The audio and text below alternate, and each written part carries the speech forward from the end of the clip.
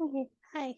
Okay, so this is my reflection for the skills and dispositions.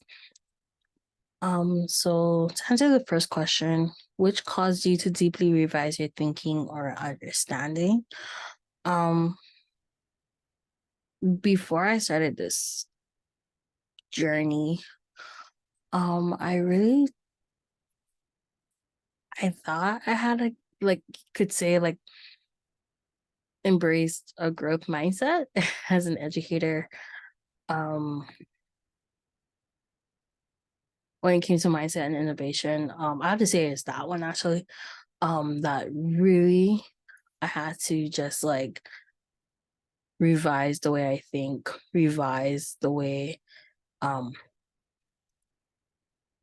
kind of like think about myself as a professional and personal, because I know that personal can affect the way that we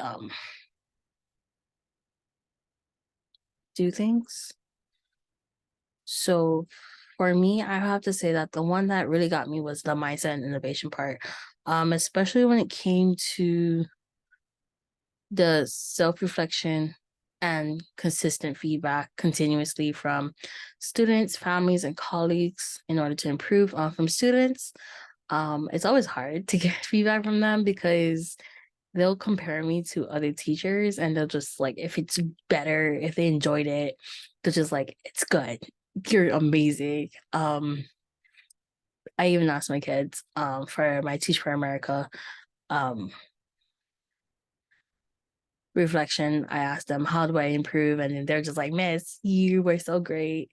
You really care about what we have to say. We don't change anything. You're doing great. And I'm just like, thanks guys. Um but I know when it comes to families, I haven't really asked families for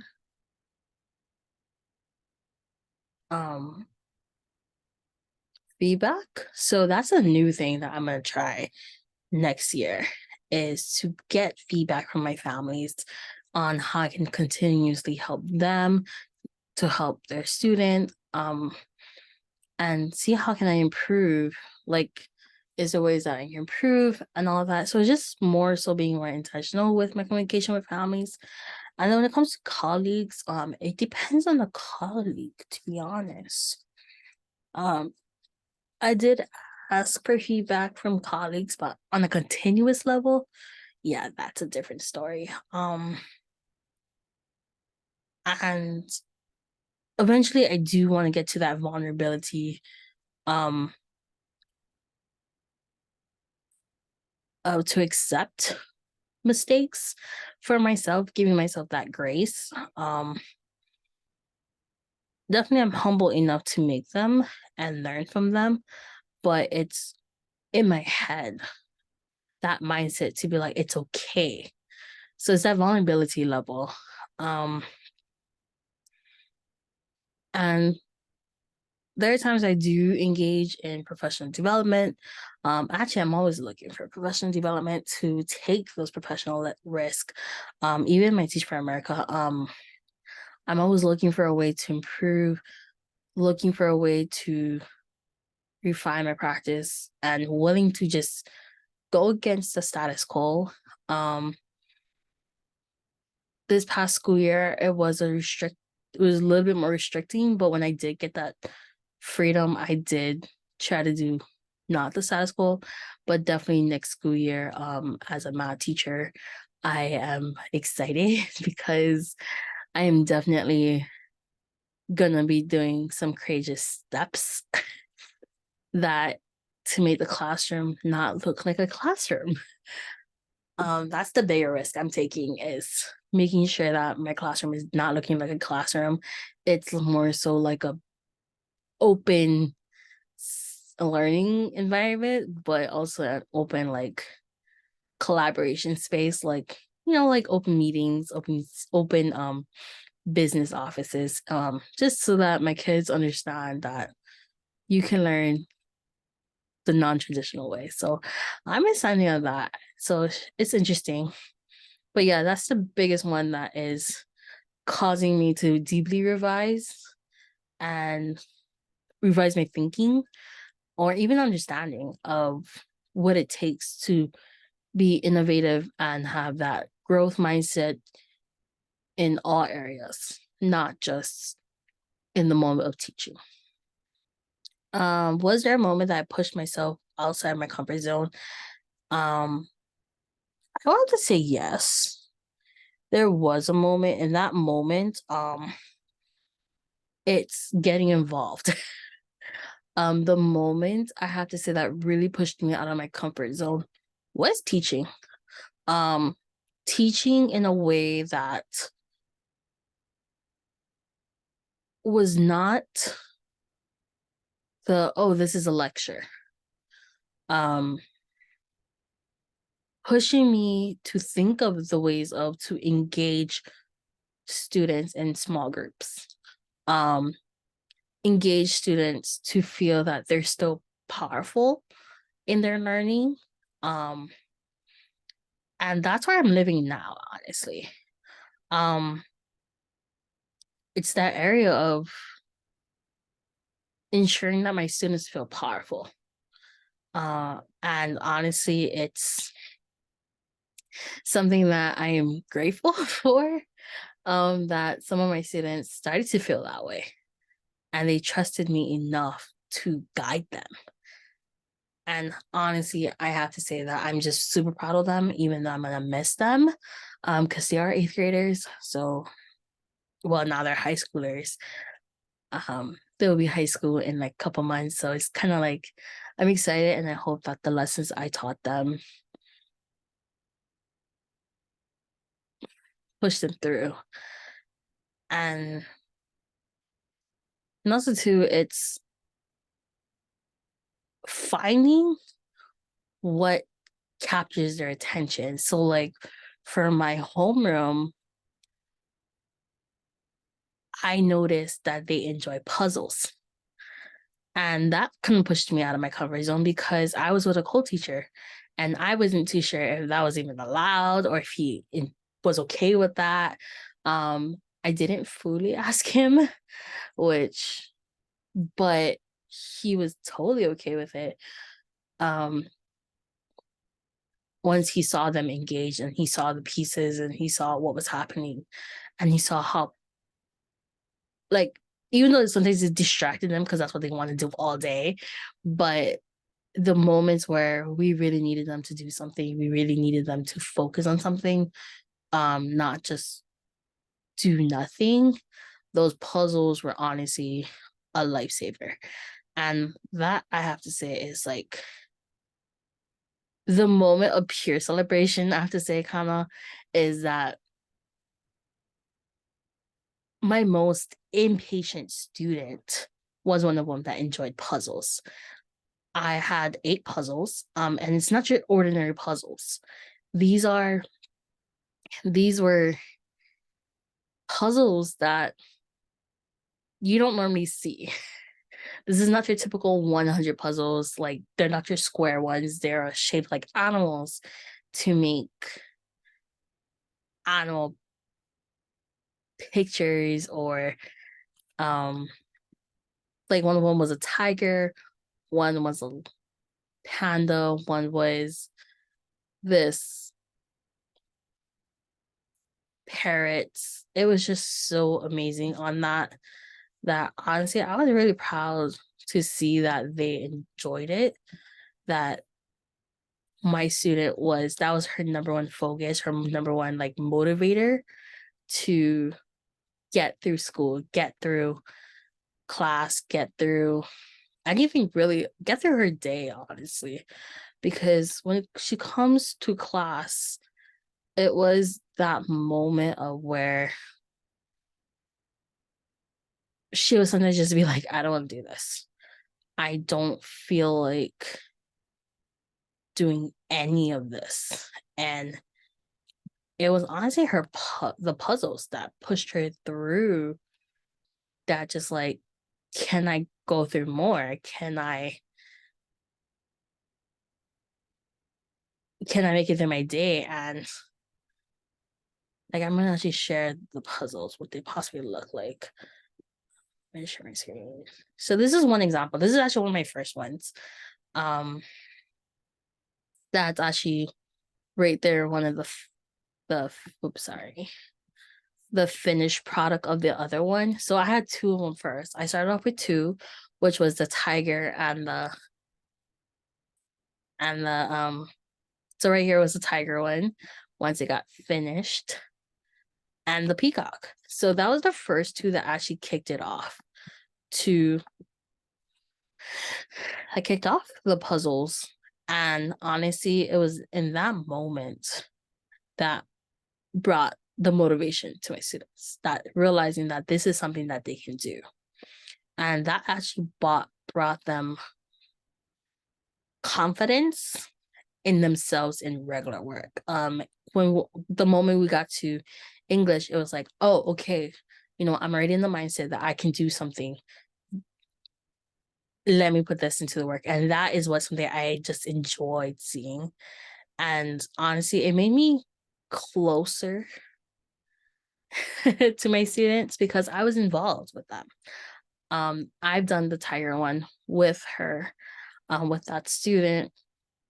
Me and her have actually done like about 3 to 4 of those puzzles and together, which honestly brought us super close, not only in our homeroom, but also the in regular class, in our English class. And that's actually why a lot of the kids trust me, because I would push them to bring out their best, find things that will push them to their best, rather than this like, I'm the teacher, you do what you got to do. Yes, I will help you, but I'm going to get to the bare minimum, and that was not me. And that kind of got me out of my goals. I mean, got me out of my comfort zone as well. um there was a shift in my goals. um the shift was that it was no longer about on me trying to be the best teacher.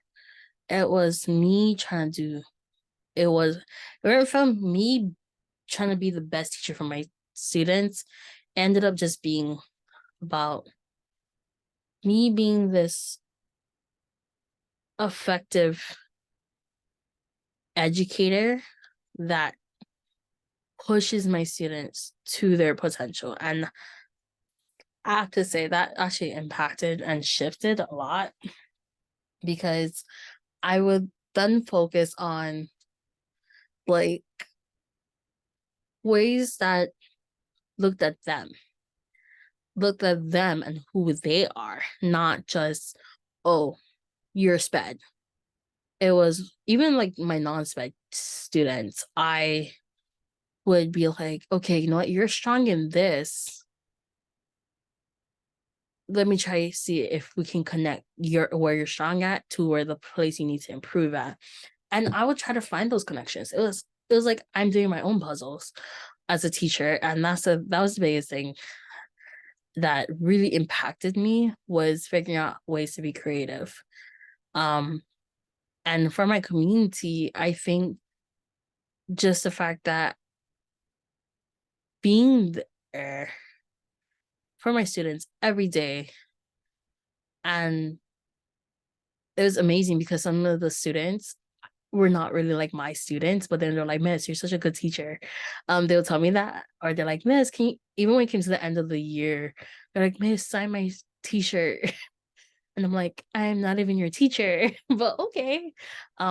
It's because they were friends with my students, and they were like, oh yeah, Miss Lila was the one who got us this beanbag to help us relax, help us rest, help us be the best. This is our teacher who pulled out the best out of us, and that's honestly amazing. The ongoing struggle was the balance of doing best for my students, for me, while also taking care of myself. That was the ongoing struggle. It still is. Even right after the school year, I got sick. And it's because my body was like, I'm done for the year. Um, and I just wanna shut down and rest. And honestly, that was the biggest struggle. And now I know that I need to figure out that balance between doing my best, putting in my 100%, but also putting my 100% in taking care of myself.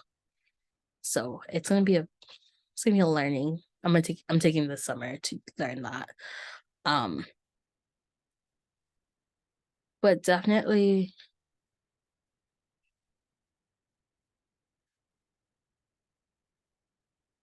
honestly, I have to say that in my position of being a sped teacher, being an HSTA member, an exec board member, which also I have to say that's what shifted my goals was to continue the fight, um, to not only go for a teacher leadership, but also go for admin, to go back to that part, or even higher, to the point where I am running schools, but not just any schools. It'll be schools that honestly is safe for kids, um, possibly Christian based, where it has the Christian values as a foundation, but it still accepts people for who they are. It to the point because schools need to understand that students need to know who they are. Teachers need to know who they are before they can teach. And honestly, and the community needs a school that gives them hope. So I'm hoping for that, to possibly build a school, whether it's somewhere in Hawaii, that just gives my community, my home, hope for the future. Not this, oh, because they're under the government, so then they can't help students. So that's a goal of mine. Also to I feel that everything made a difference for me because it made me realize that I am in the place where I need to be. Um, and in the place that I love, and in the place that I know how to be better. Um, and that's actually the point of my next steps is to grow from that, to grow to where I am starting to change the way I teach, the way I speak, the way I walk, talk as a teacher, as an educator, as a person, um, the way I listen, change the way that I do things, honestly. It's not gonna be this status quo. It's gonna be based off of this idea that my students as an individual is just as important as my students as a whole. And I'm honestly very excited for this next journey and very excited to continue my journey here. So just thank you. I want to say thank you for listening and have a great one.